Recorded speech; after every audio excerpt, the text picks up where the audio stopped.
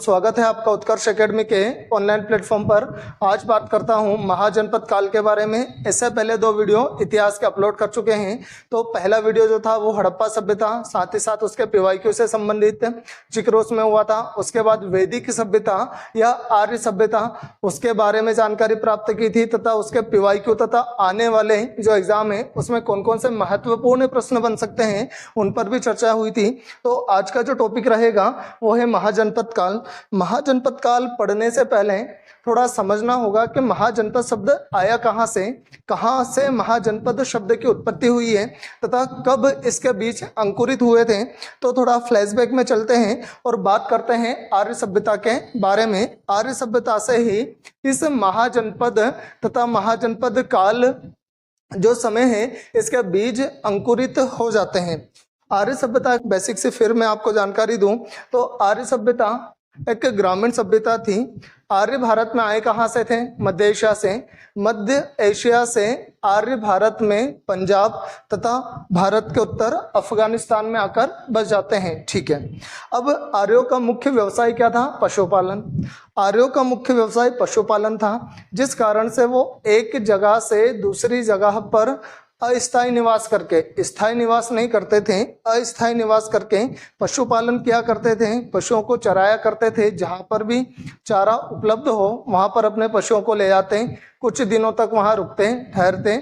उसके बाद चारा यदि समाप्त हो जाता तो फिर दूसरा एक उपयुक्त स्थान अपने लिए वो देखते थे और वहाँ पर चले जाते थे।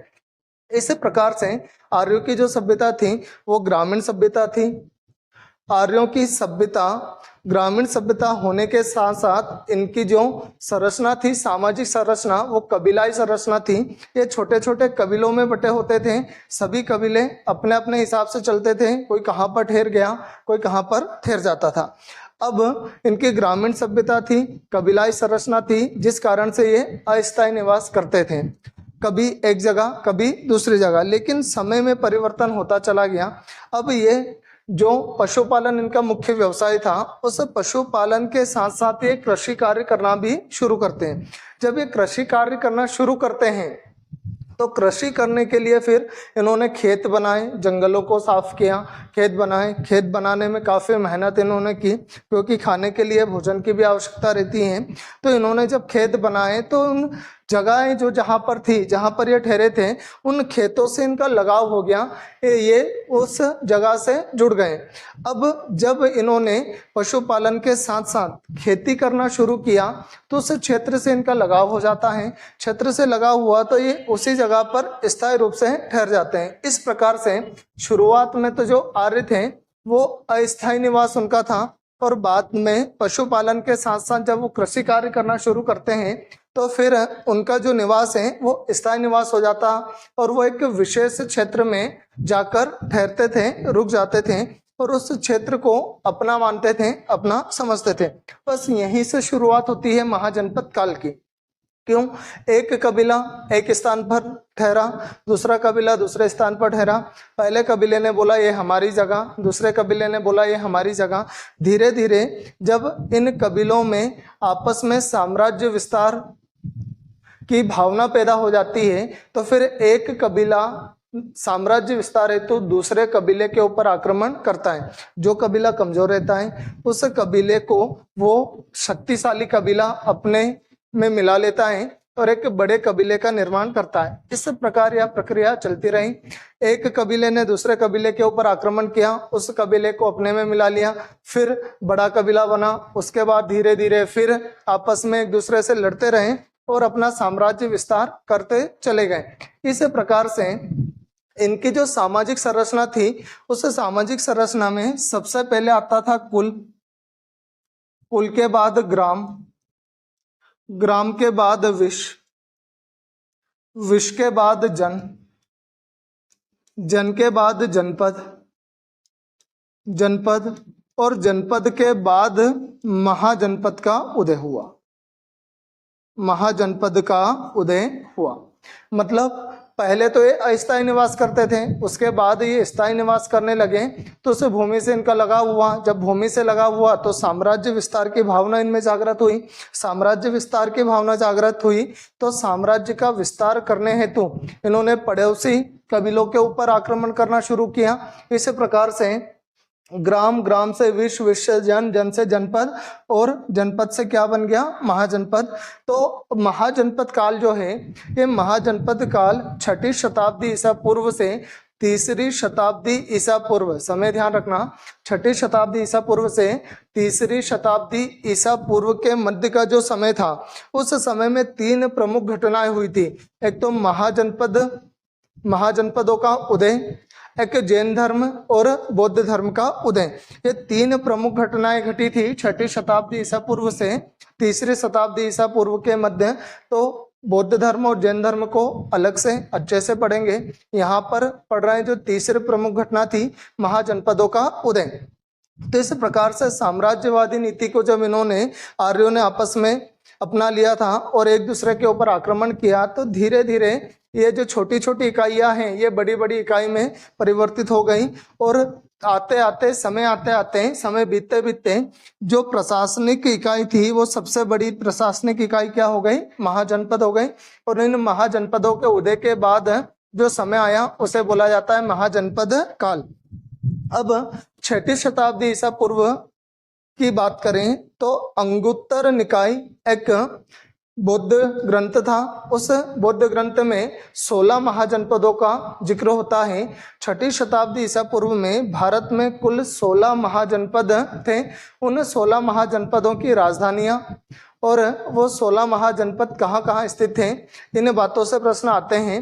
तो 6ठी शताब्दी ईसा पूर्व में कुल कितने महाजनपद थे? 16 महाजनपद। उन 16 महाजनपदों में सबसे प्रमुख महाजनपद जो था वो था मगध। उस मगध महाजनपद की भी चर्चा करेंगे, लेकिन थोड़ा सा ये 16 महाजनपद तथा इनकी राजधानियों के बारे में चर्चाएं कर लेते हैं। यह है 16 महाजनपद। समय कौन सा था? 6ठी शताब्दी ईसा पूर्व।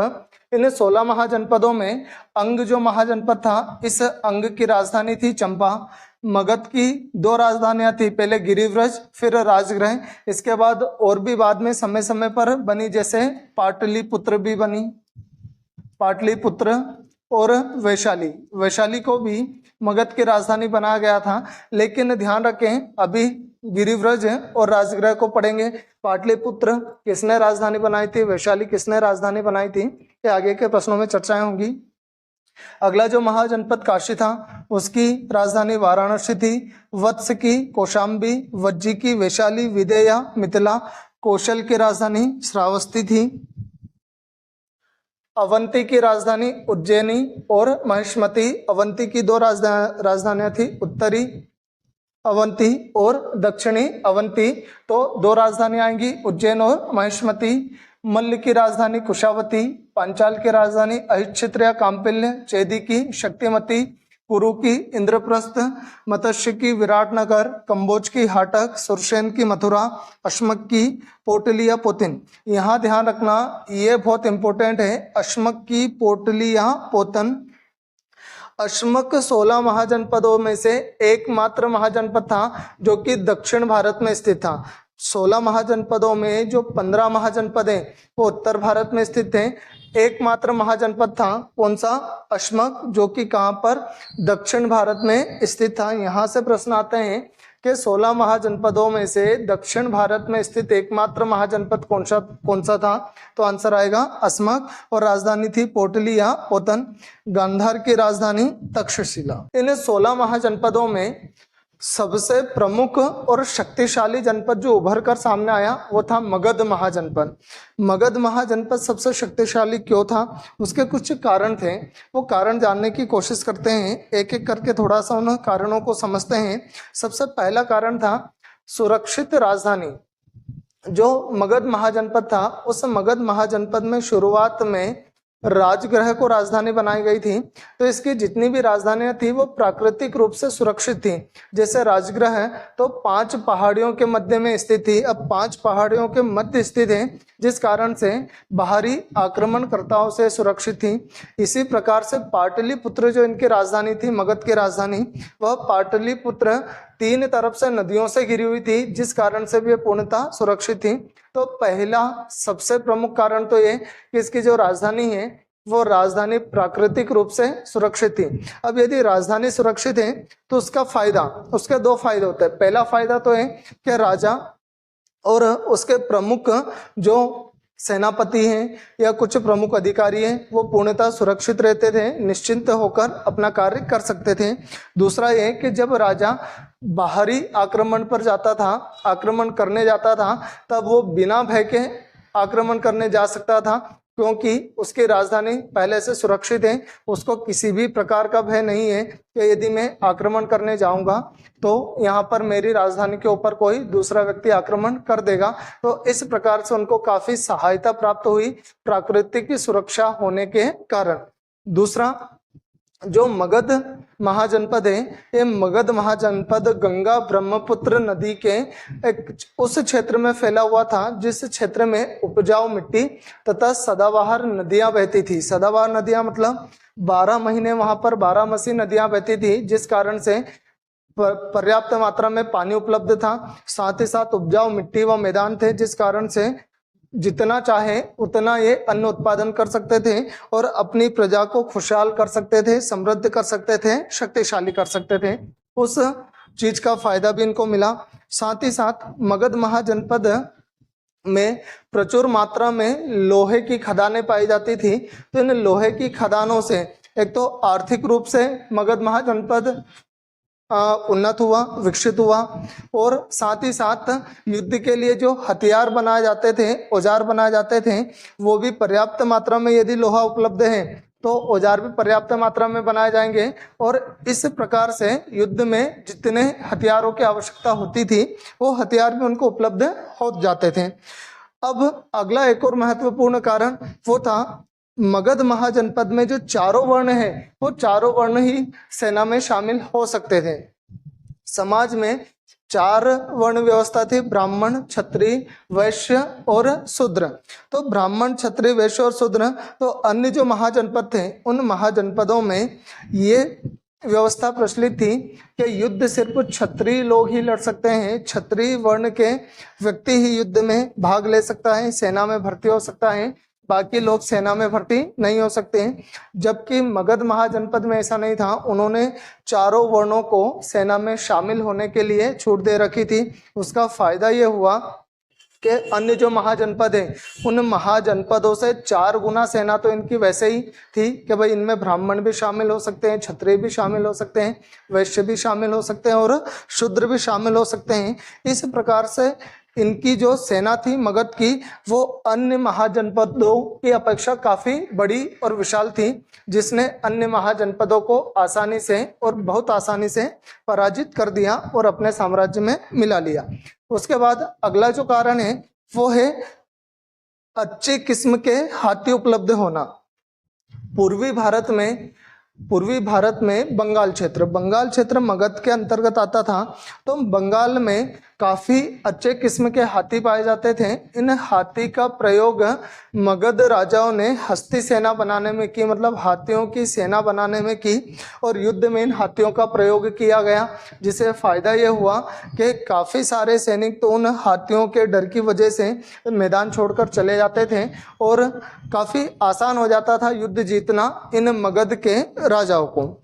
एक कारण और ये कह सकते हैं कि मगध महाजनपद है, इस मगध महाजनपद में जितने भी वंश हुए उन वंश में काफी शक्तिशाली शासक हुए थे, जैसे चंद्रगुप्त मौर्य, अजात शत्रु, बिंबिसार, उदयन और भी बहुत सारे, धनानंद, महापद्मानंद।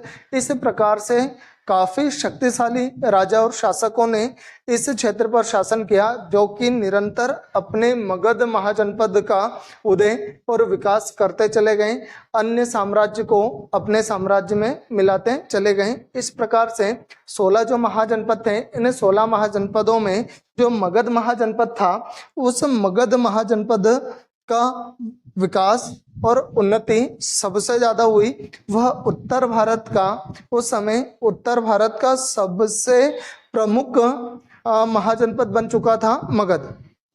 अब 6ठी शताब्दी ईसा पूर्व से 3री शताब्दी ईसा पूर्व में मगध महाजनपद में कुछ राजवंशों ने शासन किया, कुछ वंशों ने शासन किया, जिनका जिक्र करते हैं। जैसे 6ठी शताब्दी ईसा पूर्व से 6ठी शताब्दी ईसा पूर्व से 3री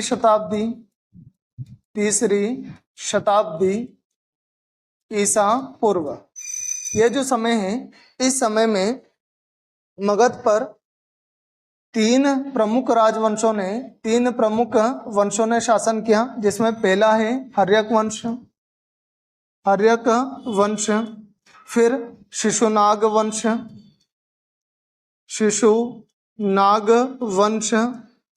और उसके बाद आता है नंद वंश। ये 3 प्रमुख वंश थे जिन्होंने 6ठी शताब्दी से लेकर 3री शताब्दी ईसा पूर्व तक मगध के ऊपर शासन किया, जिसमें पहला और सबसे प्राचीन वंश था हर्यक वंश। हर्यक वंश का जिक्र करें तो हर्यक वंश का संस्थापक बिंबिसार था। हर्यक वंश का संस्थापक बिंबिसार था।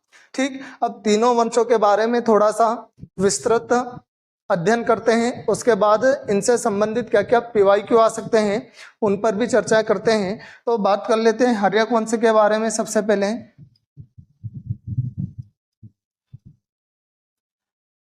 हर्यक वंश का एक नाम और रहता है पितृहंता वंश। हर्यक वंश या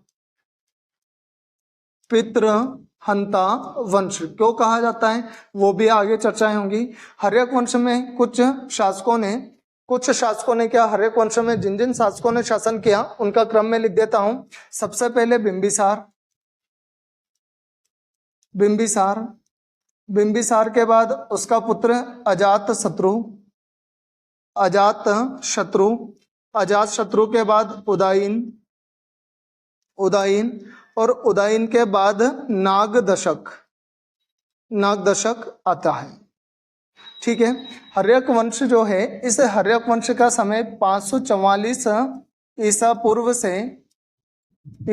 से 444 ईसा पूर्व तक था। लगभग 100 वर्षों तक हर्यक वंश ने शासन किया मगध के ऊपर, जिसमें पहला शासक कौन था, बिंबिसार, उसके बाद अजातशत्रु, उदायीन और नागदशक। बिंबिसार की कुछ प्रमुख बातें ध्यान रखना, ताकि ये वाले जो PYQ सॉल्व करेंगे उसमें आपको आंसर देने में सहायता मिलेगी। बिंबिसार इस हर्यक वंश का संस्थापक था।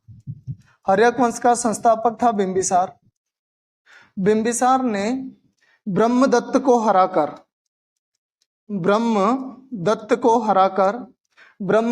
हराकर अंगराज्य को मगध में मिलाया था। बिंबिसार से 2 प्रमुख प्रश्न बन सकते हैं, जिसमें पहला प्रश्न है हर्यक वंश का संस्थापक कौन था, तो आंसर आएगा बिंबिसार। ब्रह्मदत्त को हराकर अंग राज्य को बिंबिसार ने मगध में मिला लिया था। बिंबिसार ने वैवाहिक संबंध स्थापित किए थे।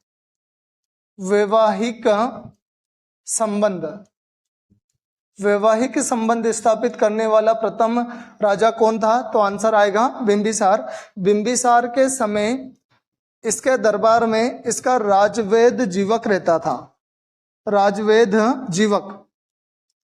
बिंबिसार के दरबार में राजवेद जीवक रहता था। इस जीवक को बिंबिसार ने गौतम बुद्ध की सेवा हेतु भेजा था, तथा उज्जैन के राजा चंड प्रगोत जब पांडु रोग से ग्रसित थे तो उनकी सेवा हेतु भी जीवक को बिंबिसार ने उज्जैन भेजा था। ध्यान रखना, वैवाहिक संबंध स्थापित किए, हर्यक वंश का संस्थापक, अंग राज्य को मगध में मिलाया था। इसके समय पर राजवेद जीवक था। गौतम बुद्ध की सेवा में जीवक को भेजा। साथ ही साथ उज्जैन के जो राजा चंड प्रगोत थे उनकी सेवा में भी जीवक को इन्होंने भेजा था। बिंबिसार के बाद इनका जो बिंबिसार का एक नाम आ सकता है प्रश्न में, श्रेणिक। बिंबिसार को श्रेणिक कहा जाता है। इनका उपनाम क्या था बिंबिसार का? श्रेणिक। उसके बाद बिंबिसार की हत्या उनके पुत्र अजात शत्रु कर देते हैं। समय था बिंबिसार का 544 से 493 ईसा पूर्व। 493 ईसा पूर्व में बिंबिसार की हत्या इसका पुत्र अजात शत्रु कर देता है, जिस कारण से पिता की हत्या करने के कारण अजात शत्रु को पितृहंता भी कहा जाता है। ये प्रश्न एग्जाम की दृष्टि से काफी महत्वपूर्ण है कि किसे पितृहंता कहा जाता है। तो आंसर आता है अजात शत्रु को। अजात शत्रु ने पिता की हत्या की। पिता कौन था? बिंबिसार। और क्या कहा जाता है इसको? पितृहंता। बिंबिसार की हत्या कर अजात शत्रु शासक बना और पितृहंता इसे कहा जाता है। अजात शत्रु का एक और उपनाम था कुणिक। अजात शत्रु को कुणिक कहा जाता है। अजात शत्रु जो है, अजात शत्रु की हत्या उसका पुत्र उदयन कर देता है। अजात शत्रु की हत्या, जिस प्रकार से अजात शत्रु ने अपने पिता बिंबिसार की हत्या की, उसी प्रकार से अजात शत्रु की हत्या कौन कर देता है? उसका पुत्र उदयन अजात शत्रु की हत्या कर राज सिंहासन पर बैठता है। उदयन से संबंधित एक सबसे प्रमुख प्रश्न आता है। इसने गंगा व सोन नदी के संगम पर पाटलिपुत्र वर्तमान में पटना, बिहार का पटना, उसे पाटलिपुत्र कहा जाता है। तो उदयन ने पाटलिपुत्र नगर की स्थापना, पाटलिग्राम भी आता है, पाटलिग्राम नगर की स्थापना उदयन ने की थी। उदयन के बाद उसका पुत्र नागदशक आता है। इस नागदशक को इसका अमात्य शिशुनाग इसकी मृत्यु कर देता है और इस प्रकार से हर्यक वंश की समाप्ति हो जाती है। नागदशक की हत्या कौन करेगा? शिशुनाग। और शिशुनाग नागदशक की हत्या कर किस वंश की स्थापना करता है? शिशुनाग वंश की स्थापना। तो यहां से हर्यक वंश से कुछ प्रश्न बन सकते हैं जिनका आगे जिक्र होगा। अब अगला जो इसके बाद हर्यक वंश या पितृहंता वंश के बाद जो वंश आता है उसे बोला जाता है नागवंश या शिशुनाग वंश भी उसे बोल सकते हैं। शिशुनाग वंश का संस्थापक कौन था? शिशुनाग। उसके बाद उसका जो पुत्र है वो आता है कालाशोक। कालाशोक से संबंधित प्रश्न आते हैं कि किसे काकवर्ण कहा जाता है? तो आंसर आता है कालाशोक को काकवर्ण कहा जाता है। शिशुनाग का कोई खास कार्य नहीं है, बस एक प्रश्न यहीं से बनेगा कि शिशुनाग वंश का संस्थापक कौन था? तो आंसर आ जाएगा शिशुनाग। शिशुनाग ने किसे पराजित कर शिशुनाग वंश की स्थापना की? तो आंसर आ जाएगा नागदशक को पराजित करके। फिर इसका उत्तराधिकारी, किसका उत्तराधिकारी? शिशुनाग का उत्तराधिकारी बनता है कालाशोक। कालाशोक से संबंधित एक प्रश्न आता है, ध्यान रखना, अजात शत्रु से भी एक प्रश्न बनता है। अजात शत्रु का भी एक प्रश्न मैं आपको रिवाइज करा देता हूं। अजात शत्रु के समय प्रथम बौद्ध संगति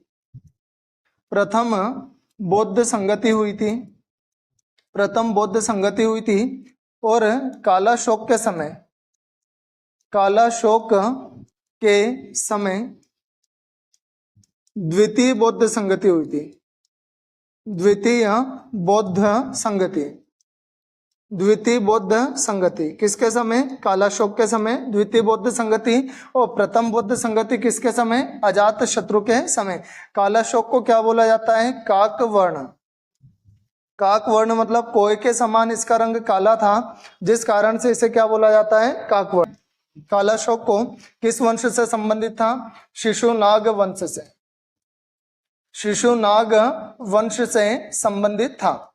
अब कालाशोक के बाद अगला वंश आता है, वो रहता है नंद वंश। तो नंद वंश की जो स्थापना की थी वो की थी महापद्मानंद ने। महापद्मानंद ने। अब शिशुनाग वंश के बाद अगला वंश जो है वो है आपका नंद वंश। वहां से क्या क्या प्रश्न बन सकते हैं उस पर भी थोड़ी चर्चा कर लेते हैं। तो नंद वंश का संस्थापक, नंद वंश का संस्थापक, नंद वंश का संस्थापक महापद्मानंद था। महापद्मानंद, नंद वंश का संस्थापक महापद्मानंद था। इसे अपरा परशुराम भी कहा जाता है। इसे अपरा परशुराम, सर्व छत्रांतक कहा जाता है, क्योंकि इसको सर्व छत्रांतक का मतलब रहता है सभी क्षत्रियों का अंत करने वाला। तथा इसे उग्रसेन भी कहा जाता है, क्योंकि ये काफी क्रोधित था, जिस कारण से इसे उग्रसेन भी कहा जाता है।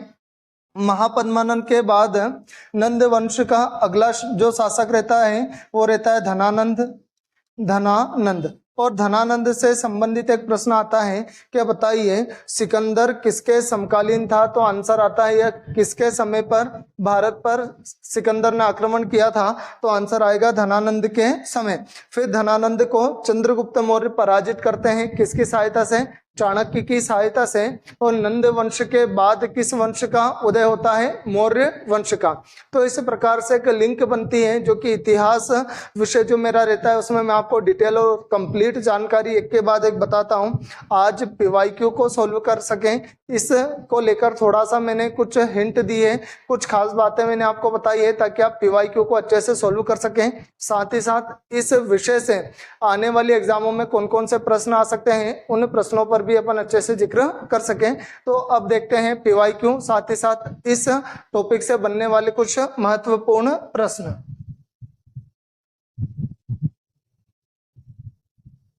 पहला प्रश्न है 16 महाजनपदों का उदय हुआ था। 16 महाजनपदों का उदय मैंने आपको बताया था 6ठी शताब्दी ईसा पूर्व से 3री शताब्दी ईसा पूर्व के मध्य 3 प्रमुख घटनाएं हुई थी, जिसमें महाजनपदों का उदय, जैन धर्म और बौद्ध धर्म का उदय। तो इसमें आंसर आएगा 16 महाजनपदों का उदय हुआ था तो 6ठी शताब्दी ईसा पूर्व। मतलब पहला जो वंश था हर्यक वंश, आप समझना हर्यक वंश इसकी स्थापना कब हुई थी, 544 ईसा पूर्व। और ये 544 ईसा पूर्व है क्या, 6ठी शताब्दी, 6ठी शताब्दी ईसा पूर्व। तो आप ध्यान रखना 16 महाजनपदों का उदय हुआ था कब, 6ठी शताब्दी ईसा पूर्व। अगला प्रश्न देखते हैं। 16 महाजनपदों का उल्लेख मिलता है, मैंने बोला था बौद्ध धर्म का एक ग्रंथ है अंगुत्तर निकाय। उस अंगुत्तर निकाय में 16 महाजनपद तथा उन 16 महाजनपदों की राजधानियों का उल्लेख किया गया है। तो आंसर आएगा अंगुत्तर निकाय में 16 महाजनपदों का उल्लेख मिलता है। आगम ग्रंथ क्या है, यहां से भी प्रश्न बनते हैं, ध्यान रखना। आगम ग्रंथ संबंधित हैं जैन से, जैन धर्म से। आगम जैन धर्म से संबंधित हैं। जातक में बुद्ध की कथाओं का वर्णन है, तो बौद्ध धर्म से संबंधित, बौद्ध धर्म से संबंधित हैं, बौद्ध धर्म से संबंधित हैं। और पुराणों के बारे में तो पहले ही पढ़ चुके हैं, क्रमबद्ध अध्ययन किया जाता है इतिहास का। और कितने पुराण हैं, 18 पुराण। और सबसे पुराना पुराण कौन सा है, मत्स्य पुराण, जो कि किस वंश से संबंधित है, आंध्र सातवाहन वंश से संबंधित। अगला प्रश्न है 16 महाजनपदों में सबसे शक्तिशाली महाजनपद कौन सा था। अच्छे से बता दिया, 16 महाजनपदों में सबसे शक्तिशाली और विशाल महाजनपद था वो था मगध महाजनपद। क्यों सबसे शक्तिशाली था, क्यों ये सबसे विशाल था, क्यों इसका क्षेत्र सबसे विस्तृत था, वो मैंने आपको कारण बता दिए कि यहाँ पर सदाबहार नदियां बहती है, उपजाऊ मैदान है, यहाँ पर युद्ध के लिए लोहे की काफी प्रचुर मात्रा में खदानें हैं। एक दो कारण और बता देता हूँ कि जितने भी व्यापारिक मार्ग हैं, उत्तर भारत के जितने भी व्यापारिक मार्ग है वो सारे के सारे व्यापारिक मार्ग इस मगध महाजनपद से होकर गुजरते थे, जिसका फायदा भी इस महाजनपद को हुआ।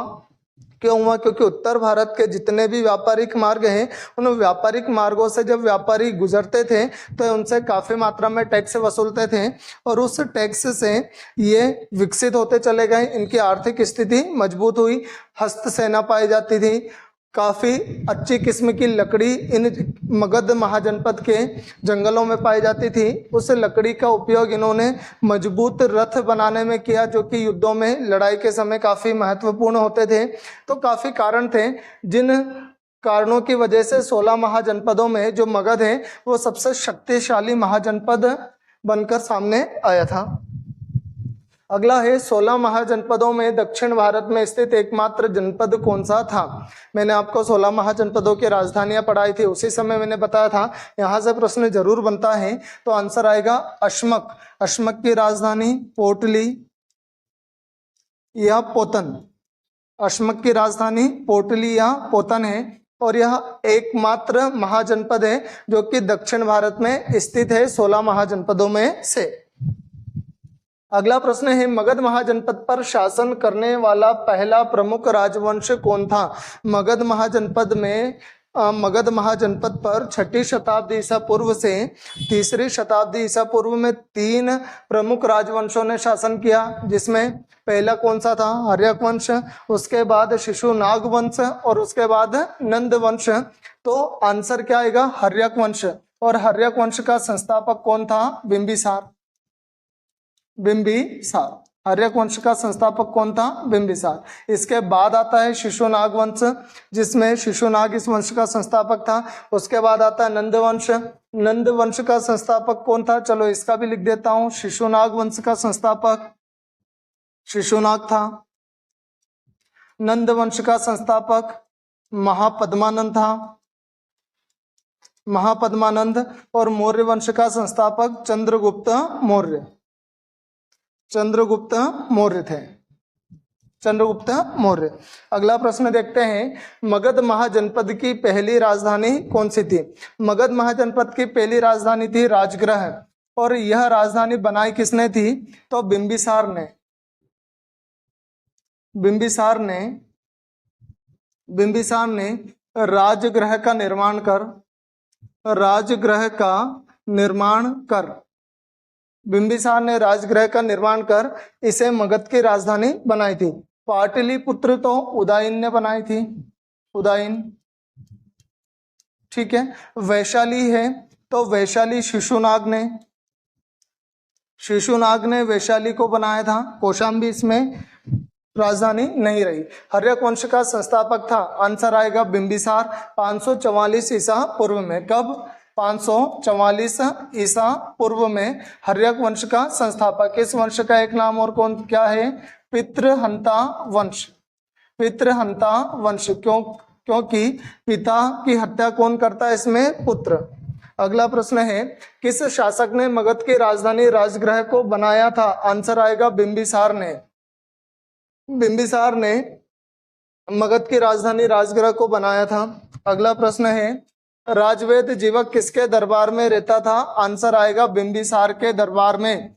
अभी मैंने बताया था राजवेद जीवक बिंबिसार के दरबार में रहता था। और राजवेद जीवक को बिंबिसार ने गौतम बुद्ध की सेवा के लिए भी भेजा था। साथ ही साथ उज्जैन के जो शासक है चंड प्रगोत, उनकी सेवा के लिए भी राजवेद को भेजा था।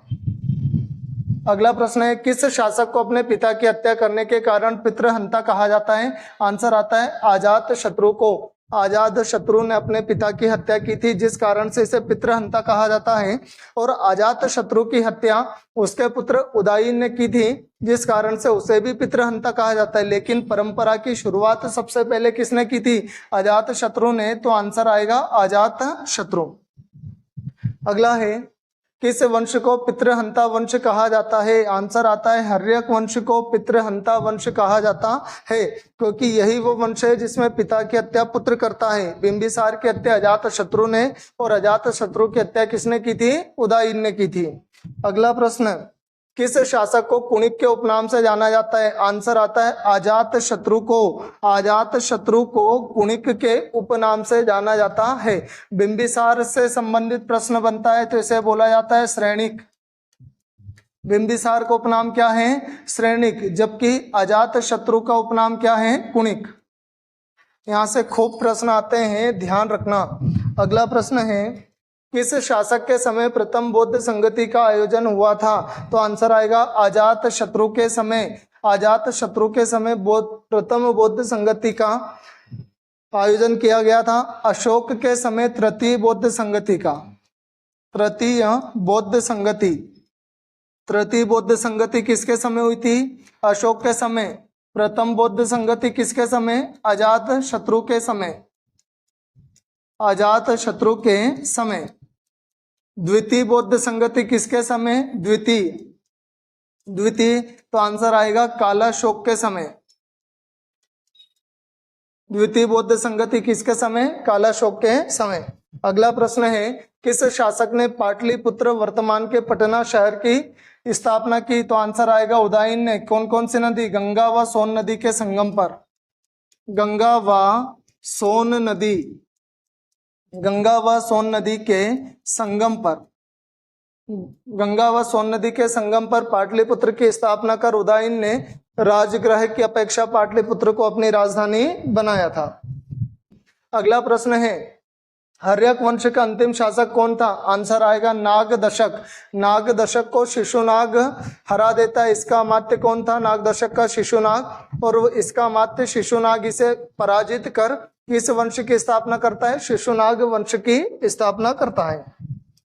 अगला, हर्यक वंश के बाद मगध पर किस वंश ने शासन किया? तो हर्यक वंश के बाद शिशुनाग वंश ने शासन किया, क्योंकि शिशुनाग अपने जो राजा रहता है नागदशक, उसकी हत्या कर, नागदशक की हत्या कर शिशुनाग वंश की स्थापना करता है। द्वितीय बौद्ध संगति का आयोजन किस शासक के शासनकाल में हुआ था? आंसर आता है कालाशोक के शासनकाल में। अगला, शिशुनाग वंश का अंतिम शासक कौन था? तो शिशुनाग वंश का अंतिम शासक था नंदीवर्धन। शिशुनाग वंश का प्रथम शासक,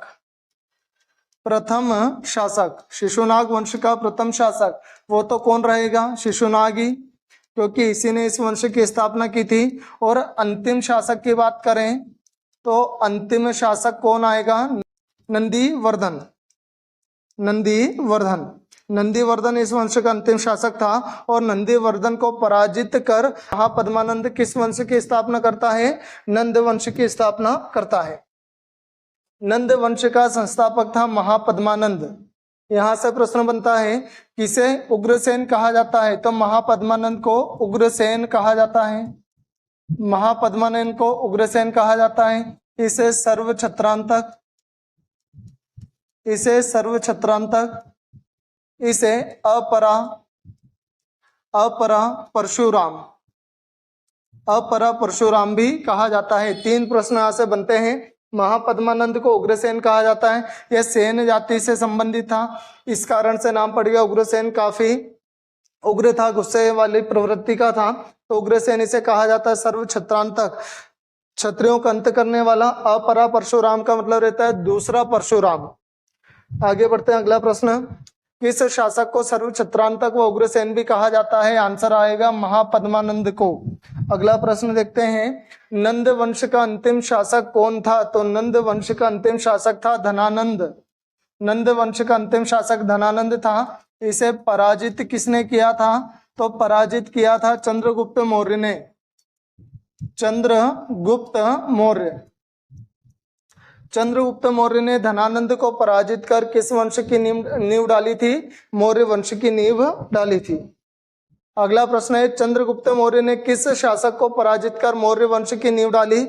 आंसर आएगा धनानंद को पराजित कर मौर्य वंश की नींव डाली थी। तो आज का जो टॉपिक था वो था महाजनपद काल। उम्मीद है आपको वीडियो अच्छा लगा होगा। यदि आपको वीडियो अच्छा लगा तो सब्सक्राइब करें हमारे उत्कर्ष एकेडमी पचोर के यूट्यूब चैनल को। साथ ही साथ इस वीडियो को लाइक करें, शेयर करें। और इसी प्रकार के यदि अगले जो कुछ महत्वपूर्ण टॉपिक हैं इतिहास के, जहाँ से प्रश्न आते हैं, एक कंप्लीट सीरीज चलाएंगे PYQ की। साथ ही साथ उससे संबंधित कुछ जानकारियाँ भी आपको देंगे। तो यदि आपको वीडियो अच्छा लगा तो कमेंट करें, इसे लाइक करें, शेयर करें तथा सब्सक्राइब करें उत्कर्ष एकेडमी पचोर के यूट्यूब चैनल को। जय हिंद, धन्यवाद, जय भारत।